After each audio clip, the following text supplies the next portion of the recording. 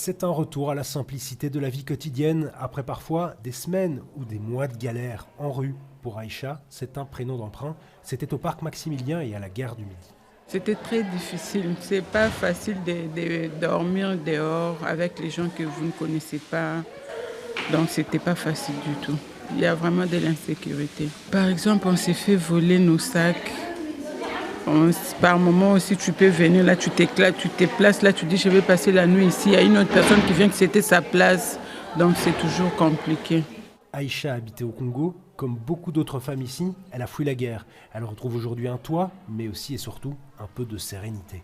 Ici, tu peux parler avec une personne. Il y a des gens disposés à vous écouter, à vous orienter. Donc on mange ensemble. On se parle même, il y a différentes communautés, mais c'est comme une famille. C'est comme une famille, donc on se sent vraiment même apaisé. Pour l'instant, 80 femmes en situation de migration sont accueillies dans cette ancienne maison de repos.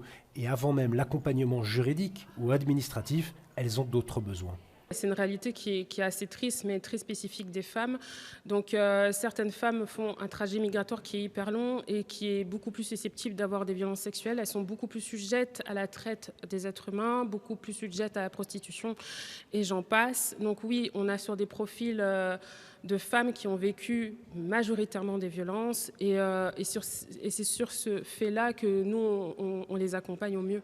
Si l'ouverture de ces nouvelles places est un bol d'air, il y a d'énormes besoins dans la capitale. On peut monter sur une capacité de 160, mais si on pouvait avoir une capacité de 300, 500, on le ferait, je veux dire. Mais effectivement, dans les rues à Bruxelles, donc c'est une ville qui est cosmopolite, il y a de plus en plus de personnes à la rue, beaucoup plus de femmes à la rue, beaucoup plus d'enfants à la rue. L'établissement est à disposition pour 2 ans, le temps que le CPAS détermine le prochain projet pour l'avenir du bâtiment.